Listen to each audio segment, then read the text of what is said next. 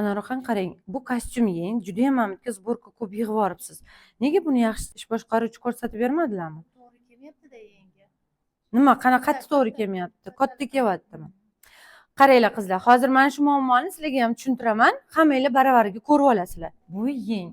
Doim proymaga nisbatan yengni va uzunligi 2-4 santimetrgacha farq qiladi. Yeng kattaroq bo'ladi, чтобы yeng bemalol erkin o'tirish uchun. Demak, yeng tikishda biz yengni 3 qismga bo'lib olamiz. Mana shu 3-qismi va ovqat qismini ham 3 qismga bo'lib olamiz. Endi qaranglar, yengni tikayotganda, o'rnatayotganimizda yengni choklari bor, to'g'rimi? Natechkalar qo'yib ketamiz, o'zini belgili joylari bor.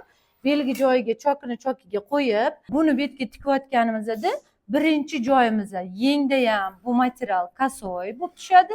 Bichilgan bo'yicha materialni bo'yiga nisbatan bu yerda ham material kasoy hisoblanadi.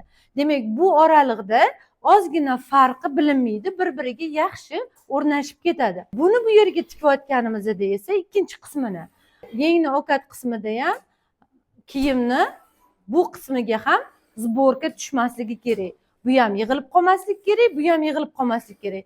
Ikkalasi bir xil masofada tikilishi kerak. Endi 3-qismda, tochkani 3-qismida tekis bo'ladi. Material yig'ilib qolmasligi kerak. Yengni ovqat qismida esa mana shu 3-qismida ozgina fasadka bilan o'rnatilishi kerak. Biz shuning uchungina mana bu yerga sborka tortib olamiz. Sborka tortganimizda kostyumlarda bilinmaydigan darajada.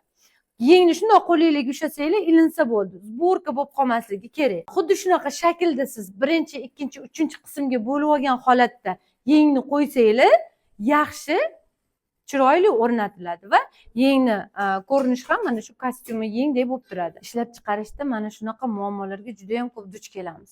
Ayniqsa yangi ishchilarni olganda ular bilan baravar ishlashimizga to'g'ri keladi. Ayniqsa mahsulot ishlab chiqish jarayonida oraliq kontrolni kuchaytirish kerak bo'ladi.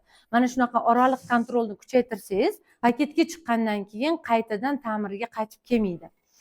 Mana shunaqa muammolarni hal qilish uchun ish boshqaruvchingizni, masteringizni xonangizga chaqirib olib, muammoni обсуждать qilishdan foyda yo'q. Bundan ko'ra o'sha ish jarayonini, o'sha paytda, o'sha muammoni o'sha joyning o'zida hal qilishga harakat qilish kerak. Ya'ni o'sha ishchilar o'sha ishlayotgan paytida siz tushuntirib bersangiz, o'sha jarayonni qilayotganda ular tezroq oladi.